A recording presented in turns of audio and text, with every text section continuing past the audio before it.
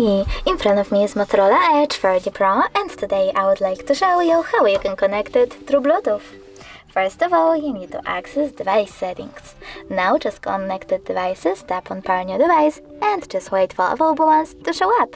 When they do, click on the one that you wish to connect to and wait for the pop-up to show up. Now you need to select pair in it and wait for the other device to accept your connection request. As you can see, my devices were successfully connected. If you wish to disconnect them, you can always do that by clicking on this little gear icon next to the device and selecting Forget. Now confirm your choice in the pop-up by tapping on Forget Device. Thanks so much for watching. If you enjoyed this video, don't forget to leave a like, comment and subscribe. Bye!